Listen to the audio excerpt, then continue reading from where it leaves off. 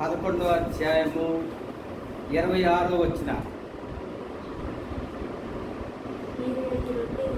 మీరు ఈ రొట్టెలు తిని ఈ పాత్రలోనిది తాగునప్పుడల్లా ప్రభు వచ్చు వరకు ఆయన మరణమును ప్రచురించుదురు. దేవుని స్తోత్రం. నా శరీరం తిని నా రక్తం త్రాగువాడే నిత్య జీవము గలవాడు. ఇది నా శరీరము, నా రక్తం. ప్రభు అయినటువంటి యేసుక్రీస్తు వారు ఆయన శరీరం అనగా దేవుని యొక్క వాక్యం, ఆయన కార్చిన రక్తము. కాబట్టి ఆయన శరీరము తిని ఆయన రక్తము త్రాగువాడే నిత్య జీవం గలవాడు. వారే ప్రభు వచ్చు వరకు ఆయన మరణాన్ని ప్రచురించుదురు, ఆయన తిరిగి లేచిన విధానాన్ని ప్రచురించుదురు. ప్రభునందు ప్రియమైన దేవుని బిడ్డలారా, ప్రభు అయినటువంటి యేసుక్రీస్తు వారు శ్రమ నొందిన రోజు గుడ్ ఫ్రైడే, అంటే మంచి శుక్రవారం. అంతకుముందు 40 దినాలు క్రైస్తవులంతా ఉపవాస ప్రార్థన చేశారు. అలాగే ఆయన తిరిగి లేచిన దగ్గర నుంచి 40 దినాలు ఆయన ఈ భూమి మీద ఉన్నారు. తర్వాత 10 దినాల తర్వాత ఆయన తిరిగి లేచిన తర్వాత 50వ దినాన పరిశుద్ధాత్మ దేవుడి భూమి మీదకి పెంతుకొస్తనే పండగ దినాన ప్రభు అయినటువంటి యేసు పరిశుద్ధాత్మ దేవుడిని పంపించినట్లుగా చూస్తున్నాం. పస్కా పండుగ రోజు ఏం జరిగింది? పెంతుకొస్తు పండుగ రోజేమో పరిశుద్ధాత్మ దేవుడు ఈ భూమి మీదకి వచ్చాడు. పస్కా పండుగ రోజు ప్రభు అయినటువంటి యేసుక్రీస్తు వారు తన శిష్యులు అడిగారు, ప్రభు అయిన యేసుని ఆయన్ని పస్కా పండుగకు మనమంతా విందు, పస్కా పశువు వధించబడాలి, పరిశుద్ధాత్ముడు రావాలంటే పస్కా పశువు వధించబడాలి, ఎక్కడ విందు చేసుకుందామని అడిగినప్పుడు యేసు ప్రభు వారు చెప్పారు, మీరు యెరూషలేములోనికి వెళ్ళండి, మీకు ఎదురుగా నీళ్ల కొండ మోసుకొని పోస్తున్నటువంటి స్త్రీ కనిపిస్తుంది. ఆమె వెంట వెళ్ళండి. ఆమె ఒక గొప్ప మేడ గదిలోకి వెళ్తుంది. ఆ యజమానుతో మీరు మాట్లాడండి, మా యజమానుడు మీ ఇంటిలో పస్కా విందు సిద్ధపరచాలని ఆశపడుతున్నాడు కాబట్టి నాకు మేడ గది కావాలని అడిగినప్పుడు ఆ యజమానుడు ఇచ్చినట్లుగా ఇస్తాడని చెప్పాడు. ఆ విధంగా యేసు ప్రభు వారి శిష్యులు యెరూషలేములోకి వెళ్ళారు. గురువారం నాడు ఆ యొక్క పస్కా పశువు వధించడానికి ఆ యొక్క మేడగది, అదేవిధంగా యేసు ప్రభు వారు చెప్పినట్లుగా ఒక స్త్రీ ఎదురు పడింది. ఆ ఇంటి యొక్క నీళ్లకుండా మోసుకొని పోస్తున్నటువంటి స్త్రీ వారికి ఎదురు పడింది. ఆమె వెంట వెళ్ళారు. ఆమె వెంట మేడగదిలోకి వెళ్ళి ఆ యజమానిని అడిగారు. అడిగినప్పుడు ఆ యొక్క గొప్ప మేడగది ఆ యజమానుడు సూచించాడు. ఆ ఇంటిలో పస్కా పశువు విందు సిద్ధపరిచారు. గొప్ప మేడగదిలో పస్కా పశువు వధించబడింది. ప్రభు అయినటువంటి యేసుక్రీస్తు వారు ఆయన శిష్యులు 12 మంది ఆ పస్కా విందును ఆరగించారు. ఆ మధ్యాహ్నకాల సమయంలో ఆరగించిన తర్వాత ప్రభు అయినటువంటి యేసుక్రీస్తు వారు ఆయన ద్రాక్షారసాన్ని అందరికీ పంచడానికి ఆ యొక్క ద్రాక్షారసాన్ని పంచుతుండగా యేసు ప్రభు వారు చెప్పారు, మీలో ఒకడు నన్ను అప్పగించును అని చెప్పాడు. అలాంటి సమయంలో శిష్యులంతా నేనా నేనా నేనా అని అడిగినప్పుడు అదే సమయంలో యోధా ఇస్కరియోతు యేసు ప్రభు వారితో కూడా ఆ పాత్రలో చేయి ముంచుతున్న సమయంలో నీవే అని చెప్పాడు. ఎప్పుడైతే యోధా ఇస్కరియోతుతో నీవే అని చెప్పాడో యోధా ఇస్కరియోతులో సాతాను ప్రవేశించింది. ప్రభు అయినటువంటి యేసు రక్తము, ఆ ద్రాక్ష రసము త్రాగడానికి మరి ఆ యొక్క యోధా ఇస్కరియోతు త్రాగలేకపోయాడు. మిగిలిన 11 మంది వారి యొక్క యేసు ప్రభు యొక్క ఇచ్చే ద్రాక్షారసం త్రాగారు. ప్రభు అయిన యేసుక్రీస్తు వారి శరీరం తిన్నారు కానీ మరి ఆయన రక్తాన్ని యోధా ఇస్కరియోతు త్రాగలేకపోయాడు. ఆ సమయంలో పరలోక రాజ్యంలో మనమంతా కూడా ఈ యొక్క ప్రభు యొక్క శరీరాన్ని, ప్రభు యొక్క ద్రాక్షారసాన్ని పుచ్చుకునే వరకు ఇక మీదట పుచ్చుకొనమని, మనిషి కుమారుడు పాపుల చేతికి అప్పగించబడతాడని, మరి అన్ని విషయాలు చెప్పి ఆయన 3వ దినాన తిరిగి లేస్తాడని యేసు ప్రభు వారు తన శిష్యులకు తేటగా తెలియపరిచారు. వారంతా కూడా మేడగది నుంచి బయలుదేరి మరి మించుమించు 3 గంటల సమయంలో వారు మరి ఒలీవల కొండకు పాటలు పాడుతూ యెరూషలేము వీధుల్లో మరి కీర్తనలు పాడుతూ ఒలీవల కొండకి వెళ్ళినట్లుగా చూస్తున్నాం. ఒలీవల కొండ మీద శిష్యులందరూ 11 మందితో మరి యేసు ప్రభు వారు మరి చెప్పాడు, ఇదిగో మనిషి కుమారుడు పాపుల చేతికి పడబోతున్నాడని చెప్పినప్పుడు మీరందరూ మరి పారిపోతారని చెప్పినప్పుడు శిష్యులందరూ కూడా ప్రమాణాలు చేశారు. ఏమని ప్రమాణం చేశారంటే, నీతో కూడా చావవలసి వచ్చినను మేము నిన్ను ఎరగమని మరి ఎరగకుండా చెప్పావు, మరి ప్రమాణం చేశారు. నీతో కూడా చావవలసి వచ్చినను మేము మరి నీతోనే ఉంటామని మరి యేసు ప్రభు వారితో ప్రమాణం చేశారు. ఆ సమయంలో సాయంకాల సమయంలో మరి చీకటి పడుతుండగా మరి ఒలీవల పర్వతం నుంచి గెత్సెమనే తోటకి వచ్చినట్లుగా చూస్తున్నాం. కొండ క్రింద ఉన్నటువంటి గెత్సెమనే తోట, ఆ తోటలోకి వచ్చి 11 మంది శిష్యులను, కొంతమంది శిష్యులను మరి ప్రక్కన పెట్టి అందులో యాకోబు, యోహాను, పేతురుని వెంట పెట్టుకొని మరి వారిని నాతో కూడా మీరు శోధనలో ప్రవేశించుకున్నట్లు మెలకువ కలిగి ప్రార్థన చేయడని వారిని వెంట పెట్టుకుని మరి వారిని కొంచెం దూరం మరి ఉంచి రాయి వేత దూరం అంతా వారికి రాయి వేత దూరం అంతా వెళ్ళి ప్రభు అయినటువంటి యేసుక్రీస్తు వారు మోకాళ్ళుని మరి జరగబోవు నిర్గమనం గురించి ప్రార్థిస్తున్నాడు. మరి ఎలా ప్రార్థిస్తున్నాడంటే ఆయన చెమట రక్త బిందువుల్లాగా మరి కారుతున్నట్లుగా ప్రార్థన చేశాడు. అలాంటి సమయంలో శిష్యుల దగ్గర వచ్చాడు కానీ వారు నిద్రపోతున్నారు. మీరు శోధనలో ప్రవేశించుకున్నట్లు మెలకువ కలిగి ప్రార్థన చేయడం చెప్పాడు. మరలా వెళ్ళి ముమ్మారు ఆ విధంగా ప్రార్థన చేస్తున్న సమయంలో మరి ప్రభు అయినటువంటి యేసుక్రీస్తు వారి ఎదుట ఒక గిన్నె కనిపిస్తుంది. ఆ గిన్నెలో మరి 3 సార్లు ఆత్మచిత్తమే కానీ శరీరం బలహీనము అని ప్రార్థిస్తున్నప్పుడు, తండ్రి నీ చిత్తమైతే ఈ గిన్నెను నా యొద్ద నుండి తొలగించమని ప్రార్థించాడు కానీ ఆ గిన్నె పోవట్లేదు. ఆ గిన్నె అలాగే ఉన్న సమయంలో ఆ ప్రభు అయినటువంటి యేసుక్రీస్తు వారు, నేను ఈ గిన్నెలోని త్రాగితేనే కానీ ఇది నా యొద్ద నుండి తొలగిపోని ఎడల నీ చిత్తమే సిద్ధించునుగా కానీ మరి అప్పుడు పూర్ణ హృదయంతో, పూర్ణాత్మతో, పూర్ణ మనసుతో, పూర్ణ బలంతో దేవుణ్ణి ప్రేమించాడు. అలా దేవుని యొక్క ఆజ్ఞను నెరవేర్చడానికి ఇష్టపడుతున్నాడు. అలాంటి సమయంలో మరి ప్రభు అయినటువంటి యేసుక్రీస్తు వారు మరి ప్రభునందు ప్రియమైన దేవుని బిడ్డలారా, మన జీవితాల్లో కూడా ప్రభు మరి ఏమాత్రం సందేహం ఉన్న దేవుని కార్యాలు జరగలేవు. దేవుని కార్యం జరగాలంటే మరి ప్రభు అయినటువంటి యేసుక్రీస్తు వారు సంపూర్ణముగా మరి ఆయన చిత్తాన్ని నెరవేర్చడానికి అంగీకరించగానే ఆ గిన్నె ఆయన వద్ద నుండి తొలగిపోయినట్లుగా చూస్తున్నాం. ఆ ప్రకారంగా అలాంటి సమయంలో ఇక లేని యేసుప్రభు వారు తన శిష్యుల దగ్గరకు వచ్చి మనిషి కుమారుడు పాపుల చేతికి అప్పగించబడుతున్నాడని చెప్పినప్పుడు మరి ఆ యొక్క ఇది అంధకార సమయంలో సుమారు 10 గంటలు దాటిపోయింది.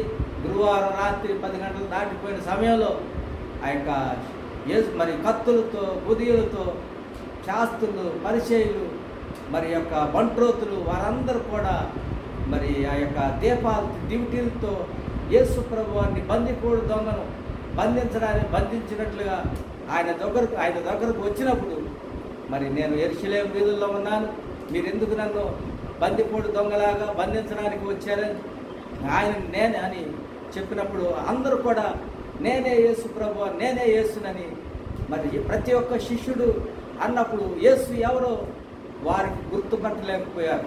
అప్పటికే యోధా ఇస్కరియోతు మరి యేసు ప్రభు వారి యొక్క శరీరాన్ని తిన్నాడు, కానీ యేసు ప్రభు యొక్క దేవుని యొక్క వాక్యం తెలుసు, కానీ ఆయన రక్తాన్ని తాగే మరి త్రాగనందున ఆ యొక్క ఆయనలో సాతాను ప్రవేశించింది. మనకు ఎంత వాక్యం తెలిసినా మనం పరిశుద్ధులు కాకపోతే ప్రభు యొక్క రక్తం మరి మనం శుద్ధీకరణ జరగకపోతే సాతాను వాడుకోవడానికి సాతాను యోధా ఇస్కరియోతును వాడుకున్నాడు. చివరగా యేసు ప్రభు వారిని ముద్దు పెట్టుకుని ఆయనను అప్పగించాడు. అప్పుడు యేసు ప్రభు వారు, యోధా నన్ను అప్పగించడానికి మరి నువ్వు పెడుతున్న ముద్దని నేనే యేసును, నన్ను బంధించండి, మీరందరినీ వదిలేయండి అని చెప్పినప్పుడు అప్పుడు పేతురు తిరగబడ్డాడు. మల్కొనే సైనికుని యొక్క చెవిని తెగనరికినప్పుడు, తన కత్తిని తీసి చెవిని తెగనరికినప్పుడు అప్పుడు యేసు ప్రభు వారు చెప్పాడు, ఇదిగో మరి పేతురు, నీ కత్తి నీ వరలో పెట్టు, ఏది పట్టుకుంటే మరి నీ యొక్క కత్తి పట్టుకునేవాడు కత్తి చేతనే నశిస్తాడని. అలాంటి సమయంలో కూడా ఆయనను శత్రువులు ఆయనను అప్పగించే వారందరూ కూడా మరి ఉన్నప్పుడు కూడా ఆ శత్రువులు ప్రేమించినటువంటి యేసు ప్రభు వారు మలుకు యొక్క చెవిని తీసి ఆ మలుకుకు అంటినట్లుగా అద్భుతం చేసినట్లుగా చూస్తున్నాం. ఆ ప్రకారంగా యేసును అర్ధరాత్రి బంధించారు. మరి అన్నయ్య వద్దకు తీసుకెళ్ళారు. మొదటగా అన్నయ్య కైపా వద్దకు తీసుకెళ్లారు, తర్వాత అన్నయ్య వద్దకు తీసుకెళ్ళారు. మరి అన్నయ్య యొక్క మొదటగా అన్నయ్య వద్దకు తీసుకెళ్లారు.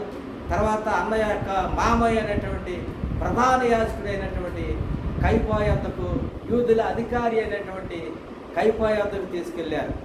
అక్కడ కొంచెం తీర్పు జరిగింది. అప్పుడు యూదులందరూ కూడా ఆయన మీద పగబట్టి మరి ఆ సమయంలోనే ఆ యొక్క యోధా గవర్నర్ అయినటువంటి పిలాతు దగ్గరికి మూడవసారిగా తీర్పు తెచ్చడానికి అర్ధరాత్రి కాల సమయంలో తీసుకెళ్ళారు. మరి ఆ యొక్క నజరేతు వాడు గలిలయ వాడని ఆ యొక్క పిలాతు విని గలిలయకు సంబంధించినటువంటి అధికారి హేరోదు కాబట్టి హేరోదు దగ్గరికి మళ్ళా 4వసారి ఆ తీర్పు తీర్చడానికి పంపించారు. హేరోదు ఆయన చూడాలని ఎంతో ఆశపడి అద్భుతం చూడాలని ఆశపడ్డాడు. మరి హేరోదు పరిహసించి మరి ఆ విధంగా మరి పిలాతు దగ్గరికి మళ్ళా పంపించాడు. 5వసారి మరి రాత్రి 12 గంటల నుంచి ఉదయం 6 గంటల వరకు సుమారు యేసు ప్రభు వారిని 5 చోట్ల మరి అన్యాయపు తీర్పు జరిగినట్లుగా చూస్తున్నాం. అయితే పిలాతు యొక్క భార్య కలలో ఆ యొక్క నీతిమంతుని రక్తముల గురించి మరి జాగ్రత్త సుమి, ఆయనని నేను కలలో చూశాను, ఆయన నీతిమంతుడు అని చెప్పినప్పుడు మరి మరి యూదులందరూ కూడా ఆ సమయంలో సిలువ వేయండి అని కేకలు వేస్తున్నప్పుడు యేసు మరి పిలాతు అడిగాడు, ఎందుకు, ఆయన చేసిన నేరం ఏంటి అని అడిగినప్పుడు మరి యూదుల రాజు మాకు కైసరు ఔగుస్తే తప్ప ఇంకా మాకు ఎవరు రాజు లేరు అని చెప్పినప్పుడు, మీ రాజును ఏ విధంగా వేయను అని చెప్పినప్పుడు మరి కైసరు తప్ప మాకు రాజు లేరు, కాబట్టి నువ్వు గనక కైసరికి గనక నువ్వు ఆ ప్రకారంగా కైసరికి గనక నువ్వు నీ జీవితంలో కైసరు పక్షాన మాట్లాడకపోతే నువ్వు మాకు శత్రువు, నీ రాజ్యం తొలగిపోద్దని వారందరూ కేకలు వేసినప్పుడు మరి యేసు ప్రభు వారితో పిలాతు అన్నాడు, నేను నిన్ను రక్షించడానికి నాకు అధికారం కలదు, నిన్ను విడిపించడానికి శిక్షించడానికి అధికారం కలదని చెప్పినప్పుడు నువ్వెవరు, ఎక్కడి నుంచి వచ్చావంటే చెప్పేశాడు, నేను రాజు, నువ్వు రాజువా అని అడిగినప్పుడు నేను రాజునే, నేను ఏది నీ రాజ్యం అని అడిగినప్పుడు సత్యం నిమిత్తము సాక్ష్యం ఇవ్వడానికి నేను ఈ లోకంలో పుట్టానని మరి చెప్పినప్పుడు, నేను నిన్ను విడిపిస్తాను, నువ్వు నోరుతో మాట్లాడని చెప్పినప్పుడు పైనుంచి అధికారం లేనిదే ఎవరు ఏం చేయలేరు. పైనుండి అధికారం ఏమనంటే నేను ఈ ప్రపంచం కొరకు, దేవుని కొరకు, దైవరాజ్యాన్ని స్థాపించడానికి ఈ లోకానికి వచ్చానని యేసు ప్రభు వారు చెప్పినప్పుడు అప్పుడు వారందరూ కేకలు వేసినప్పుడు మరి ఆ సమయంలో పిలాతు ఇదిగో మీ రాజని మరి శుక్రవారం ఉదయం 6 గంటలకి మరి ఆయనను అప్పగించినట్లు చూస్తున్నాం. 6 గంటల నుంచి 9 గంటల వరకు కూడా ఆయన యెరూషలేము వీధుల్లో మరి ఆయన మరి సిలువను మోసినట్లు చూస్తున్నాం. గత వారం క్రితం అదే ఆదివారం మరి ఆ యొక్క మరి యెరూషలేము ఆ యొక్క గత వారంలో ఏం జరిగిందంటే యూదుల రాజుగా ఆయన మరి వెనక ముందు ఆయనకు వస్త్రాలు పరిచారు, ఒలీవల కొమ్మలు పరిచారు. మరి ఆ విధంగా ఊరేగించబడిన ఆ స్థలంలోనే యేసు ప్రభు వారు గొల్గోతా కొండ మీదకి సిలువను మోసినట్లుగా చూస్తున్నాం శుక్రవారం నాడు. మరి శుక్రవారం నాడు సిలువను 6 గంటల నుంచి 9 గంటల వరకు మోసి సుమారు 9 గంటల సమయంలో యేసు ప్రభువారిని సిలువ మీదకి ఎక్కించారు. సిలువే ఆయనను మోసింది. 9 గంటల నుంచి మరి 3 గంటల వరకు సుమారు 6 గంటలు ఆయన సిలువ మీద ఆయన సిలువ మోసినట్లుగా చూస్తున్నాం. సుమారు 12 గంటల సమయంలో మరి ప్రపంచమంతా కూడా దైవ కుమారుని యొక్క యాత్ర చూసి ప్రపంచమంతా కూడా కారు మబ్బులు కమ్మింది. మరి 3 గంటల 6 గంటల 9 గంటల నుంచి 3 గంటల వరకు ఆయన సిలువ మీద సుమారు 7 మాటలు మాట్లాడినట్లుగా చూస్తున్నాం. మరి 7 మాటలు 3 గంటల నుంచి మరి 6 గంటల వరకు కూడా ఆయన మరి సమాధి మీదే ఆ యొక్క సిలువ మీదే ఉన్నాడు, చనిపోయాడు. మరి సిలువలో మాట్లాడిన 7 మాటలు ఏమిటంటే మరి చెప్పగలరా? మొదటి మాట ఏంటి? సిలువలో మాట్లాడిన 7 మాటలు మొదటి మాట, తండ్రి వీరేమి చేస్తున్నారో వీరికి తెలియదు, వీరెరుగరు, వీరిని క్షమించమని ప్రార్థన చేశాడు. మొట్టమొదటి మాట ఆయన ప్రపంచాన్ని క్షమించాడు.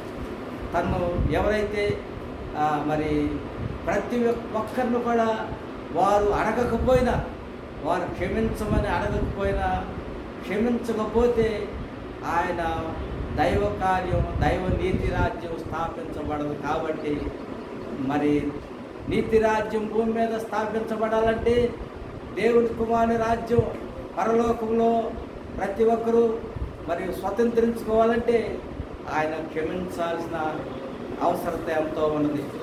ఆయన క్షమించాడు. వీరేం చేస్తున్నారు మరి వీరికి తెలియదు, వీరిని క్షమించమన్నాడు. మరి అందరినీ క్షమించాడు. రెండో మాట లోక 11:42 రెండవ మాట ఉంటుంది.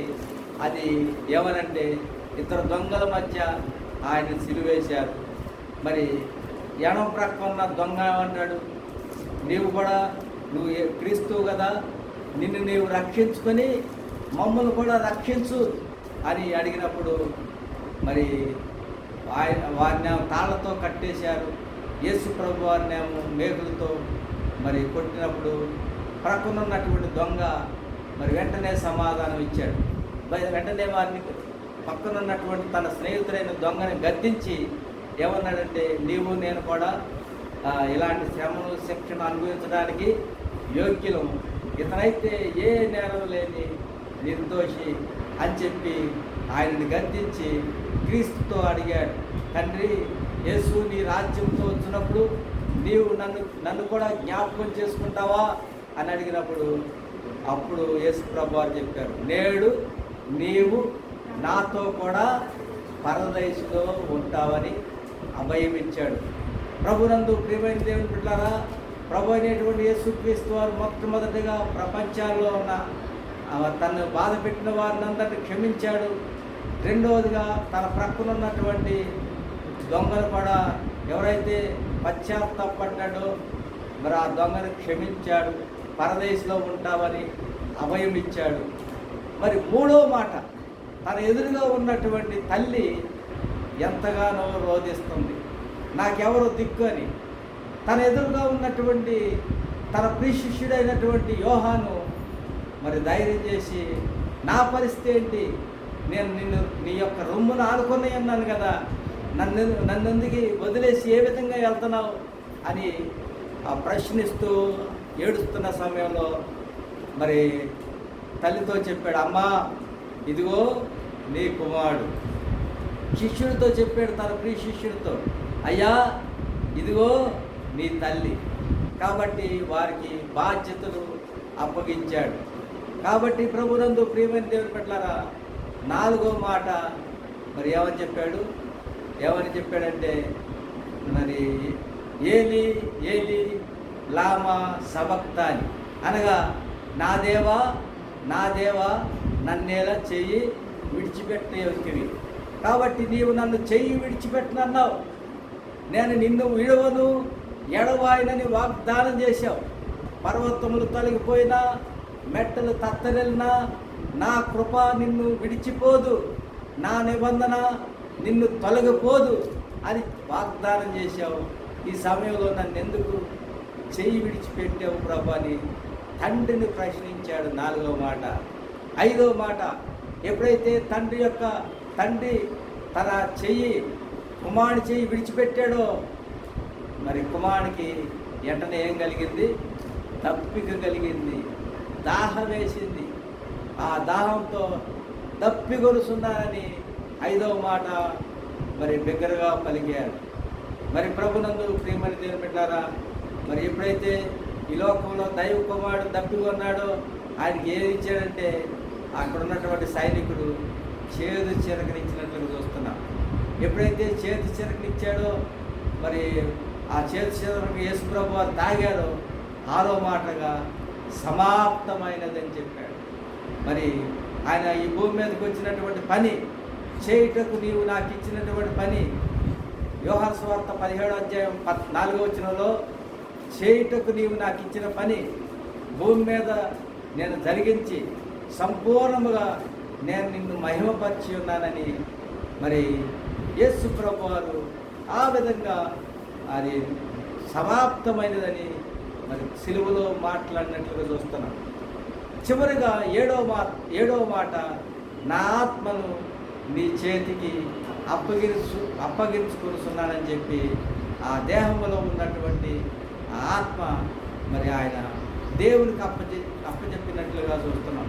కాబట్టి ప్రభునందు ప్రియమైన దేవుని బిడ్డలారా, ఎప్పుడైతే ప్రాణం విడిచాడో వెంటనే యెరూషలేము దేవాలయం యొక్క తెర చిరిగిపోయింది, భూకంపం కలిగింది, చనిపోయిన అనేక మంది మరి శరీరాలు లేచి యెరూషలేము వీధుల్లో తిరిగారు. రాళ్ళు బ్రద్దలైపోయినాయి, కొండలు పగిలిపోయింది, ప్రపంచం అంతా కట్టికి చీకటి కమ్మినట్లుగా చూస్తున్నాం. కాబట్టి ప్రభునందు ప్రియమైన దేవుని బిడ్డలారా, పెద్ద కేక వేసి యేసు ప్రభు చనిపోయిన తర్వాత ఇవన్నీ జరిగినట్లు చూస్తున్నాం. ఆ విధంగా మరి యేసు ప్రభు వారు శుక్రవారం మధ్యాహ్నం సాయంత్రం 3 గంటలకి యేసు ప్రభు వారు చనిపోయిన తర్వాత 3 గంటల నుంచి 6 గంటల వరకు యేసు ప్రభు వారు సిలువలో వేలాడుతున్న సమయంలో ఆయన చనిపోయిన వార్త నికోదేముని, దేవుని యందు భయభక్తులు కలిగిన వాడు, దేవుని రాజ్యం కొరకు ఎదురు చూసేవాడు, నీతిమంతుడైనటువంటి నికోదేము ఆ యొక్క యేసు ప్రభు వారి శరీరాన్ని మరి తీసుకుని వెళ్ళడానికి పిలాతు దగ్గర ఆజ్ఞ పొంది ఆ యొక్క యేసు ప్రభు వారి శరీరాన్ని తీసుకుని తన కొరకు తొలిపించుకునేటటువంటి సమాధిలో పెట్టినట్లుగా చూస్తున్నాం. ఆ విధంగా యేసు ప్రభు వారు మరి ఆ రోజు గడవక ముందే, మరి తన విశ్రాంతి దినం రాకముందే ఆ యొక్క యేసు ప్రభు వారిని సమాధిలో పెట్టినట్లుగా చూస్తున్నాం. తర్వాత 6 గంటలు దాటితే వారికి మళ్ళా శనివారం విశ్రాంతి దినం మరుసటి రోజు ప్రారంభమైంది. కాబట్టి మనకైతే రాత్రి 12 గంటల నుంచి 12 గంటల వరకు ఏ విధంగా ఒక దినమో, వారైతే సాయంత్రం 6 గంటల నుంచి మళ్ళా సాయంత్రం 6 గంటల వరకు వారికి దినం ప్రారంభం ఎండింగు వస్తాయి. కాబట్టి మనకైతే రాత్రి 12 గంటల నుంచి మళ్ళా అర్ధరాత్రి 12 గంటల వరకు మనం ప్రారంభం ఎండింగ్ అవుతూ ఉంటుంది. కాబట్టి ప్రభునందు ప్రియమైన దేవుని బిడ్డలారా, ప్రభు అయినటువంటి యేసుక్రీస్తు వారు ఈ ప్రపంచానికి మరి ఆ విధంగా వెలుగుగా ఉన్నట్లుగా చూస్తున్నాం. ఈ ప్రపంచంలో ఉన్నటువంటి కాబట్టి ఆయన రక్తాన్ని ఎవరైతే త్రాగుతారో ఆయన శరీరాన్ని ఎవరైతే తింటారో వారే నిత్య జీవం కలిగిన వారు. అయితే యేసుప్రభు వారి శిష్యులు 11 మంది ఆయన శరీరాన్ని తిన్నారు, 11 మంది ఆయన రక్తాన్ని ద్రాక్షారసాన్ని త్రాగారు. కానీ యూదా ఇస్కరియోతు మాత్రం ఆయన రక్తాన్ని త్రాగే సమయంలో ఆయనతో పాటు చెయ్యి ముంచి ఆ యొక్క మరి సాతాను ఆయనలో ప్రవేశించినట్లుగా మరి యేసు రక్తము ప్రతి పాపము నుండి కడిగి మనల్ని పవిత్రులుగా చేయరు. కాబట్టి ఆయన కుమారుడైనటువంటి యేసు రక్తము మరి ఆయన నమ్మదగినటువంటి మరి నీతిమంతుడైనటువంటి నిర్దోషమైనటువంటి ఆయన రక్తము ప్రతి పాపం నుండి కడిగి పవిత్రులుగా చేస్తుంది. అయితే మరి ఆయనకు చోటు లేదు కాబట్టి యూదా ఇస్కరియోతు యేసు రక్తాన్ని ఆశ్రయించలేదు కాబట్టి ఆయనలో సాతాను ప్రవేశించింది. కాబట్టి ప్రభునందు ప్రియమైన దేవుని బిడ్డలారా, మనం పరిశుద్ధులుగా ఉండాలంటే ప్రభు అయినటువంటి యేసు రక్తాన్ని ఆశ్రయించాలి. ప్రభు అయినటువంటి యేసు శరీరం అనగా ఆయన శరీరము నిజమైనటువంటి శరీరము, ఆయన రక్తము నిజమైనటువంటి పానము. ఆయన శరీరం తిని ఆయన రక్తము త్రాగువాడెవడో వాడే నిత్య జీవము కలిగిన వాడు. యేసు ప్రభు వారు చెప్పాడు, నేనే మార్గము, నేనే సత్యము, నేనే జీవము. కాబట్టి ఆయన శరీరం తినాలి. ఆయన శరీరం అనగా దేవుని యొక్క వాక్యం చదవాలి, దేవుని యొక్క వాక్యం చదవాలి. ఆ వాక్యం మన హృదయాల్లో నిలవాలంటే ఆయన రక్తాన్ని, ఆయన రక్తం మన పాపములను మనం ఒప్పుకొని నీడల ఆయన రక్తం మనలోకి రావాలంటే మన పాపాలని మనం ఒప్పుకోవాలి.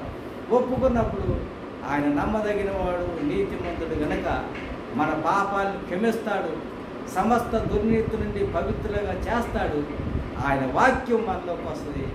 ఆయన వాక్యం మరి సమస్త మరి ఆయన విశ్వాసం, ఆయన ఆనందం మరి మనలోకి వస్తుంది.